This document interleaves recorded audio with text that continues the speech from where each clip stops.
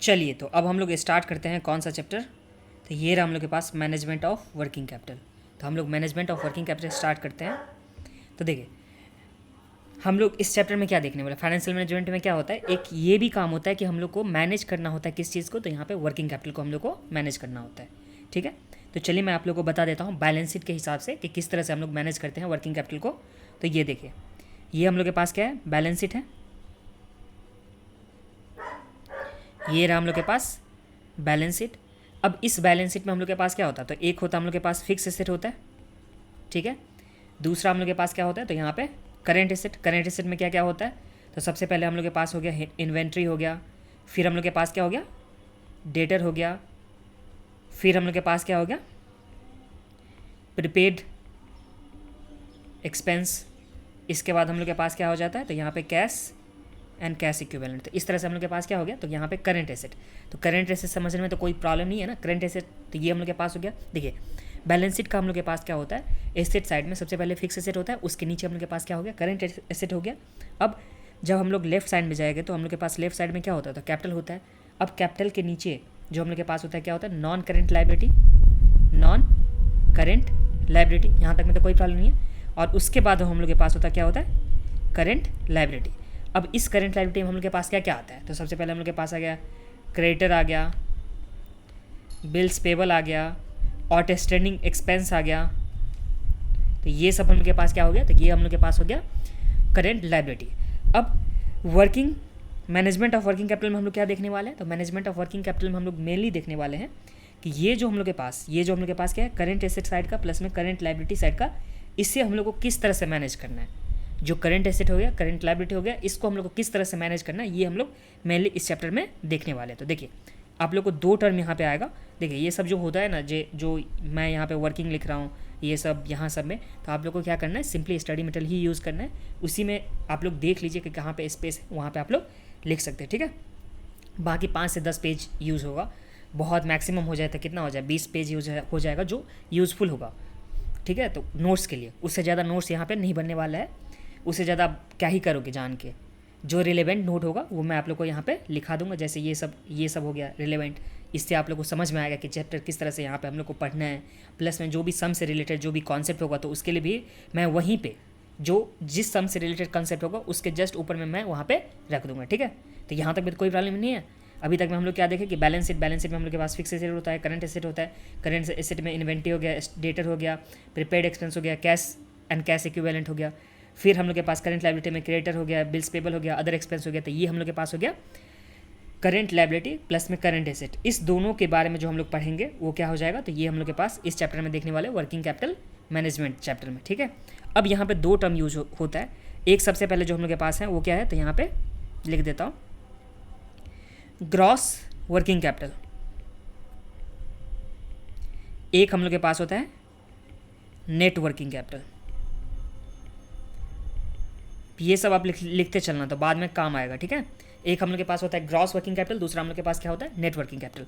अब gross working capital का क्या मतलब होता है, तो यहाँ पे होता है सिंपली करंट एसेट। तो करंट एसेट को हम लोग क्या बोलते हैं, ग्रॉस वर्किंग कैपिटल। तो यहाँ तक में तो कोई प्रॉब्लम नहीं है। अब दूसरा टर्म हम लोग के पास है नेट वर्किंग कैपिटल। तो नेट वर्किंग कैपिटल हम लोग कैसे निकालते हैं, तो जो हम लोग के पास करंट एसेट है इसमें से हम लोग करंट लाइबिलिटी को माइनस कर देंगे, तो हम लोग के पास क्या आता है, नेट वर्किंग कैपिटल। तो नेट वर्किंग कैपिटल में तो समझने में कोई दिक्कत नहीं है ना, जो भी हम लोग के पास करंट एसेट होगा उसमें से हम लोग करंट लाइबिलिटी को माइनस कर देंगे, तो हम लोग के पास क्या आ जाएगा, तो हम लोग के पास आ जाएगा नेट वर्किंग कैपिटल। CA से करंट एसेट है प्लस में CL से करंट लाइबिलिटी, ये चीज़ आप लोग लिख लीजिए या मैं लिख देता हूँ, ठीक है। ये आ जाइए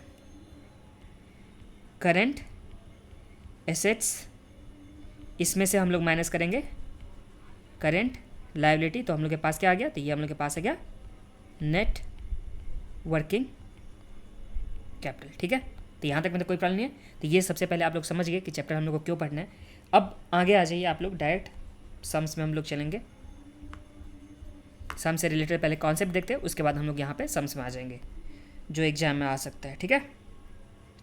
तो ये देखिए अप्रोचेस ऑफ वर्किंग कैपिटल, हम लोग सबसे पहला जो देखने वाला है वो क्या देखने वाला, तो यहाँ पे approaches of working capital. Working capital का कितने तरह का अप्रोच होता है, तो हम लोग के पास 3 तरह का अप्रोच होता है। सबसे पहला जो हम लोग के पास हो गया वो क्या चीज़ हो गया, तो यहाँ पे अग्रेसिव अप्रोच, दूसरा जो होता है मॉडरेट, तीसरा हम लोग के पास क्या होता है, कंजर्वेटिव। इसमें क्या होता है कि वर्किंग कैपिटल हम लोग को कितना रखना है, देखिए ये तो बैलेंस शीट का आप लोग आइटम समझ में गए थे ना। सबसे पहले हम लोग के पास क्या होता था, फिक्स एसेट होता था, इसके बाद हम लोग के पास करंट एसेट होता था। तो इस करंट एसेट को हम लोग को कितना रखना है, करंट एसेट हम लोग को ज़्यादा रखना है या कम रखना है, तो यही जो हो गया अप्रोच, यही क्या चीज़ हो गया हम लोग के पास, अग्रेसिव, मॉडरेट और कन्वर्जन। मतलब कितना हम लोग के पास रखना है करंट एसेट जो है, जो जैसे बिजनेस चल रहा है तो बिजनेस चलाने के लिए जो हम लोग को करंट एसेट चाहिए, जो वर्किंग कैपिटल का रिक्वायरमेंट होगा, वो जो हम लोग को चाहिए वो हम लोग को कितना रखना है, ये हम लोग के पास क्या हो गया अप्रोचेज में। अग्रेसिव सबसे पहले हम लोग के पास 3 अप्रोच हो गया। तो इसमें हम लोग के पास जो पहला अप्रोच है, जो अग्रेसिव अप्रोच, इसमें क्या करते हैं हम लोग कि बहुत ही कम मात्रा में, बहुत ही लेस हम लोग क्या रखते हैं, वर्किंग कैपिटल रखते हैं। तो बहुत ही लेस वर्किंग कैपिटल रखेंगे तो इसे बोला जाता है अग्रेसिव अप्रोच, मतलब कम पैसा लगा करके हम लोग बिजनेस करें। तो ये क्या हो गया, तो ये हो गया अग्रेसिव। दूसरा हम लोग के पास जो है क्या है, मॉडरेट। तो मॉडरेट में हम लोग क्या करते हैं, तो मॉडरेट में हम लोग क्या करते हैं, सिंपली इस दोनों का जो कंजर्वेटिव होगा, अग्रेसिव होगा, इसके बीच में हम लोग यहाँ पे रखेंगे। तो यहाँ पे मॉडरेट का मॉडरेट ही लिख देता हूँ। कंजर्वेटिव में हम लोग क्या रखते हैं, बहुत ज़्यादा, मतलब रिस्क लेना ही नहीं चाहते हैं, थोड़ा भी बहुत भी रिस्क लेना ही नहीं चाहते, बहुत ज़्यादा हम लोग कैपिटल रखेंगे, वो क्या हो गया, तो यहाँ पे कंजर्वेटिव अप्रोच। तो ये तीनों अप्रोच में तो कोई प्रॉब्लम नहीं है। पहला हम लोग के पास क्या था, अग्रेसिव अप्रोच। अग्रेसिव अप्रोच में हम लोग क्या करते थे कि वर्किंग कैपिटल जो भी होता था उसे हम लोग कम रखते थे। दूसरा हम लोग के पास हो गया क्या, तो कंजर्वेटिव। कंजर्वेटिव में हम लोग थोड़ा भी रिस्क नहीं लेते थे, हम लोग जो वर्किंग कैपिटल है उसे ज़्यादा से ज़्यादा रखते थे। तो ये 3 तरह का हम लोग के पास अप्रोच था। मॉडर्न में हम लोग ना ज़्यादा रखते हैं ना कम रखते हैं, ठीक है। देखिए कभी हम लोग को काम पर गया, कभी हम लोग को यहाँ पे वर्किंग कैपिटल का अगर रिक्वायरमेंट पड़ गया, तो जब वर्किंग कैपिटल का हम लोग के पास रिक्वायरमेंट रहेगा, वर्किंग कैपिटल का अगर हम लोग के पास ज़्यादा से ज़्यादा वर्किंग कैपिटल रहेगा तो हम लोग तुरंत क्या कर सकते हैं, पेमेंट कर सकते हैं किसी भी चीज़ का। बट हम लोग के पास कम वर्किंग कैपिटल रहेगा तो हम लोग पेमेंट तो नहीं कर पाएंगे ना। तो ये जो हम लोग जब लेस रखते हैं, मतलब कम वर्किंग कैपिटल रखते हैं, इस टाइम में हम लोग क्या रहते हैं, रिस्क कम लेते हैं कि ज़्यादा लेते हैं, तो रिस्क हम लोग इस टाइम में हाई, ठीक है। और जब हम लोग यहाँ पे ज़्यादा से ज़्यादा पैसा रखते हैं बिजनेस के लिए करने के लिए, हम लोग ज़्यादा से ज़्यादा पैसा रखते हैं, तो उस टाइम में हम लोग क्या करते हैं, तो रिस्क कम लेते हैं, तभी तो ज़्यादा पैसा ये हम लोग रखते हैं। तो यहाँ पे इस टाइम में हम लोग रिस्क क्या करते हैं, लो रखते हैं। तो ये समझने में तो कोई दिक्कत नहीं है ना। तो जो वर्किंग कैपिटल हम लोग के पास था, इसमें हम लोग के पास 3 अप्रोच था। सबसे पहला अग्रेसिव। अग्रेसिव में हम लोग क्या करते थे, वर्किंग कैपिटल को कम से कम रखते थे। तो ये हम लोग के पास हो गया जो अग्रेसिव का, और ये हम लोग के पास क्या हो गया, कंजर्वेटिव्स का। तो यहाँ तक में तो कोई प्रॉब्लम नहीं है ना। तो हम लोग के पास 3 अप्रोच था, तीनों अप्रोच में आप लोग को समझ में आ गया। अब मैं इसको यहाँ पे दिखा देता हूँ। देखिए किसी भी बिजनेस में जो फिक्स एसेट होता है वो हम लोग के पास हमेशा क्या होता है, फिक्स होता है, नॉर्मली चेंज नहीं होता है। जो हम लोग जो भी बिल्डिंग खरीद के रखते हैं, चाहे हम लोग प्लांट एंड मशीनरी खरीद के रखें, जो भी फिक्स एसेट खरीद के रखते हैं वो नॉर्मली हम लोग तो चेंज नहीं करते हैं ना। तो नॉर्मली हम लोग चेंज नहीं करते, मतलब ये क्या होता है, फिक्स होता है। यहाँ तक में तो कोई प्रॉब्लम नहीं है। बट जो वर्किंग कैपिटल होता है, जो वर्किंग कैपिटल का रिक्वायरमेंट होता है, वो हमेशा चेंज होता रहता है। तो ये वर्किंग कैपिटल तो हम लोग के पास चेंज होता रहता है, डेटा आता है, कभी चला जाता है जब हम लोग के पास, फिर कैश कभी बढ़ जाता है, फिर कभी कैश हम लोग के पास कम हो जाता है। तो ये हो गया हम लोग के पास जो करेंट एसेट होता है वो क्या होता है, फिक्स्ड नहीं होता है। जो हम लोग के पास क्या है, फिक्स्ड नहीं होता है, ठीक है। तो देखिए ये ग्राफ से मैं आप लोग को दिखाना चाहूँगा। तो ये हम लोग के पास जो ग्राफ दे रखा हुआ है, ये हम लोग के पास ग्राफ जो है, इसमें सबसे पहले फिक्स जो हम लोग के पास एसेट लेवल होगा वो तो एक रिमेन क्या होगा, कांस्टेंट होगा। जो फिक्स एसेट लेवल है वो क्या होता है, रिमेन कांस्टेंट हो गया। बट बाकी जो हम लोग के पास हैं वर्किंग कैपिटल, अगर सबसे कम वर्किंग कैपिटल है, सबसे हम लोग के पास जो लो वर्किंग कैपिटल है, इसे बोलते हैं हम लोग क्या चीज़, तो यहाँ पे अग्रेसिव पॉलिसी। अगर सबसे कम वर्किंग कैपिटल रखा जाता है तो हम लोग बोलते हैं इसे अग्रेसिव पॉलिसी। फिर हम लोग अगर मॉडरेट में रखते हैं, जो हम लोग के पास दूसरा था, मॉडरेट में रखते हैं तो उसे हम लोग बोलते हैं एवरेज पॉलिसी या मॉडरेट पॉलिसी। तीसरा हम लोग के पास कंजर्वेटिव में क्या करते थे हम लोग कि वर्किंग कैपिटल जितना होना चाहिए उससे भी हम लोग ज़्यादा रख लेते थे, रिस्क थोड़ा भी लेना नहीं चाहते थे। तो वो हम लोग के पास क्या हो गया, कंजर्वेटिव अप्रोच। इसमें हम लोग वर्किंग कैपिटल ज़्यादा से ज़्यादा रखते हैं। अब आ जाइए यहाँ पे इलस्ट्रेशन में। ये हम लोग के पास रहा इलस्ट्रेशन नंबर 1। अब इस इलस्ट्रेशन से हम लोग समझेंगे कि यहाँ पे तीनों अप्रोच में किस तरह से हम लोग को सम्स बनाना होगा। बट हाँ, इससे पहले एक आप लोग फॉर्मूला लिख लीजिए, यही पेज में आप लोग ऊपर भी लिख सकते हो, return on total assets. Return on total asset का फॉर्मूला क्या होता है, रिटर्न ऑन टोटल एसेट। किसी भी चीज़ का हम लोग को अगर रिटर्न निकालना होता है तो हम लोग उससे रिलेटेड जो हम लोग के पास प्रॉफिट होने वाला होता है वो हम लोग क्या रखते हैं न्यूमरेटर में। अब बोल रहा है return on total asset. Total asset का मतलब क्या हो गया था, देखिए बैलेंस शीट जो हम लोग के पास फिक्स एसेट हो गया, करंट एसेट हो गया, यही दोनों मिला के तो हम लोग के पास टोटल एसेट होता है ना। तो जब टोटल एसेट का बात हो रहा है तो जो भी हम लोग के पास इनकम होगा वो सारा का सारा इनकम कहाँ पे जाना चाहिए, इस रिटर्न से रिलेटेड जाना चाहिए। तो इसलिए हम लोग क्या करते हैं यहाँ पे जो EBIT होता है, earning before interest and tax जिसे हम लोग बोलते हैं, एक बार मैं आप लोग को लिख भी देता हूँ, earning before interest and tax, मतलब जितना का जितना पैसा है सारा का सारा, इसमें डिवाइड करते हैं हम लोग क्या चीज़ से, तो टोटल एसेट से। टोटल एसेट को हम लोग क्या बोलते हैं, फिक्स एसेट प्लस में करंट एसेट। तो यहाँ पे लिख सकते हैं टोटल एसेट्स। इसमें क्या आता है, तो सबसे पहले हम लोग के पास फिक्स एसेट आता है और क्या हम लोग के पास आता है, तो करंट एसेट। तो यहाँ तक में तो कोई प्रॉब्लम नहीं है ना। देखिए सबसे पहले हम लोग के पास क्या हो गया कि रिटर्न ऑन टोटल एसेट। तो रिटर्न ऑन टोटल एसेट में हम लोग क्या करते हैं, EBIT, इसमें डिवाइड करते हैं हम लोग क्या चीज़ से, तो टोटल एसेट से हम लोग डिवाइड करते हैं। EBIT को हम लोग बोलते हैं earning before interest and taxes. और उसके बाद जो हम लोग के पास टोटल एसेट हो गया, इसमें क्या आता है, तो फिक्स एसेट आता है प्लस में हम लोग के पास करंट एसेट आता है। तो ये हम लोग के पास क्या चीज़ का हो गया, तो ये हो गया हम लोग के पास रिटर्न ऑन टोटल एसेट का। यहाँ तक में तो कोई प्रॉब्लम नहीं है ना। अब यहाँ पे हम लोग आ जाते हैं इलस्ट्रेशन नंबर 1 पे, ठीक है। इसमें क्या दे रखा हुआ है, a firm has following data for the year 31 मार्च 2022। तो हम लोग के पास 31 मार्च 2022 का डेटा दे रखा हुआ है। आगे क्या बोला, इसमें सेल्स दे रखा हुआ है हम लोग के पास 1 लाख, क्वांटिटी @20, तो हम लोग के पास 20 लाख का यहाँ पे दे रखा हुआ है। फिर earning before interest and taxes दे रखा है जो 2 लाख का दे रखा है। फिर फिक्स एसेट हम लोग के पास कितना दे रखा है, 5 लाख का दे रखा है। तो इस तरह से हम लोग के पास दे रखा हुआ है, फिक्स एसेट भी दे रखा हुआ है, earning before interest and tax और सेल्स भी दे रखा हुआ है। फिर हम लोग के पास क्या बोला, the 3 possible current asset holding of the firm, जो पॉसिबल मतलब 3 पॉसिबल जो करेंट एसेट का होल्डिंग हो सकता है वो कितना हो सकता है, तो 5 लाख हो सकता है, फिर 4 लाख एंड उसके बाद हो सकता है 3 लाख। तो ये 3 तरह का हम लोग के पास यहाँ पे दे रखा हुआ है कि ये हो सकता है। तो अब आप लोग को सेलेक्ट करना है। सबसे पहले हम लोग के पास अप्रोच था अग्रेसिव अप्रोच। अग्रेसिव अप्रोच में हम लोग क्या करते थे, वर्किंग कैपिटल ज़्यादा रखते थे कि कम रखते थे, तो answer is come working capital रखते थे, रिस्क हम लोग ज़्यादा लेते थे। तो ये हम लोग के पास हो जाएगा अग्रेसिव अप्रोच का। फिर सबसे ज़्यादा वर्किंग कैपिटल हम लोग कहाँ पे रखते थे, तो हम लोग रखते थे कंजर्वेटिव अप्रोच में। और सबसे जो हम लोग के पास मॉडरेट लेवल पे, मतलब ना कम ना ज़्यादा, तो ये हम लोग रखते थे कब, तो यहाँ पे मॉडरेट लेवल पे हम लोग रखते थे। तो ये हम लोग के पास तीनों में दे रखा हुआ है। अब क्या बोला, it is assume that fix asset level is constant. वैसे भी हम लोग जानते हैं कि फिक्स एसेट क्या होता है, कांस्टेंट होता है, हमेशा कभी चेंज नहीं होता है। And profit do not very with current asset level. तो ये जो हम लोग के पास करेंट लेवल एसेट का लेवल दे रखा है, जो हम लोग के पास 5 लाख का दे रखा है, फिर हम लोग के पास 4 लाख का, फिर 3 लाख का, इसके बेसिस पे जो हम लोग के पास यहाँ पे earning before interest and taxes है ये चेंज नहीं होगा। ये हम लोग के पास हमने बोला। आगे बोला क्या हम लोग के पास कि analyse the effect of 3 alternative current asset. तो हम लोग को यहाँ पे तीनों अल्टरनेटिव को क्या करना है, एनालाइज करना है, ठीक है। तो यहाँ में कोई प्रॉब्लम नहीं है ना सम समझने में। सम्स में हम लोग के पास क्या क्या दे रखा हुआ था, तो सम्स में सिंपली हम लोग के पास दे रखा हुआ था सेल्स दे रखा हुआ था, EBIT दे रखा हुआ था, हम लोग के पास फिक्स एसेट दे रखा हुआ था, करंट एसेट दे रखा हुआ था तीनों लेवल पे। और उसके बाद बोला कि हम लोग के पास जो अर्निंग का लेवल है वो चेंज नहीं होगा करंट एसेट के हिसाब से, और फिक्स एसेट हमेशा क्या रहेगा, कांस्टेंट रहेगा। इससे हम लोग को एनालाइज करना है तीनों अल्टरनेटिव का, जो करंट एसेट पॉलिसी में होगा वो तीनों अल्टरनेटिव को हम लोग को क्या करना है, एनालाइज करना है, ठीक है। तो सिंपली हम लोग चलिए एनालाइज करते हैं। तो इसमें हम लोग सब सिंपली क्या करेंगे, तो देखिए हम लोग के पास क्या था, 3 तरह का था ना। एक था हम लोग के पास सबसे पहला कंजर्वेटिव अप्रोच, दूसरा जो हम लोग के पास क्या दे रखा होता, कंजर्वेटिव एक अप्रोच हो गया। दूसरा हम लोग के पास क्या था, मॉडरेट अप्रोच था। और तीसरा जो हम लोग के पास क्या था, अग्रेसिव अप्रोच था। यही दे रखा था ना। तो देखिए तीनों लेवल हम लोग के पास दे रखा हुआ है। अब तीनों लेवल में सबसे पहले हम लोग के पास क्या था, EBIT दे रखा हुआ था। EBIT कितना था, 2 लाख था। तो हम लोग 2 लाख यहाँ पे तीनों केस में लिख देंगे। ये तो हम लोग के पास हो गया EBIT का। अब एसेट साइड में अगर हम लोग चलते हैं, जो भी हम लोग के पास एसेट दे रखा हुआ है, इसमें हम लोग के पास सबसे पहले क्या है, फिक्स एसेट दे रखा हुआ है जो कभी चेंज नहीं होगा। जो हम लोग के पास कितना था, 5 लाख का था। तो यहाँ पे आ जाएगा फिक्स एसेट कितना, तो यहाँ पे 5 लाख और उसके बाद हम लोग के पास कितना आ जाएगा, 5 लाख।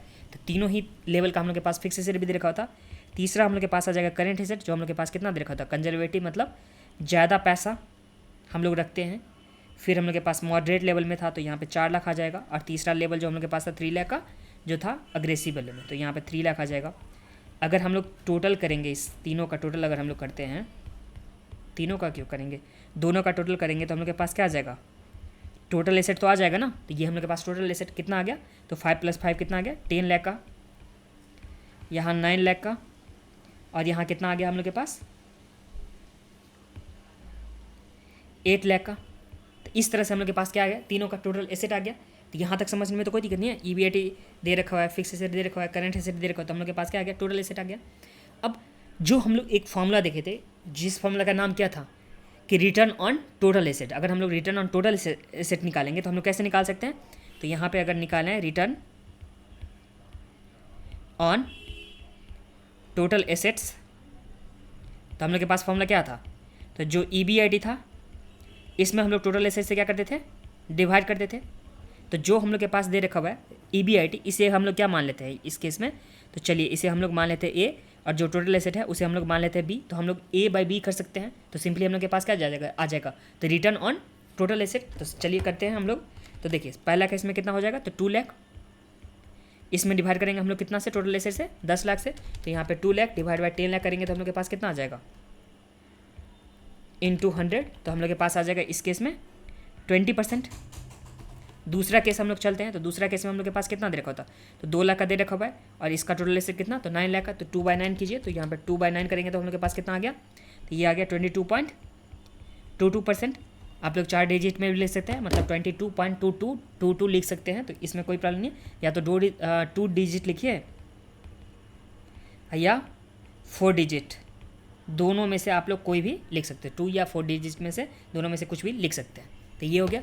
अब तीसरा जो हम लोग के पास है, इसमें क्या दे रखा हुआ है, तो यहाँ पे 2 लाख का हम लोग के पास दे रखा हुआ था, ये कुछ ज़्यादा ही जीरो लिख दिया मैंने,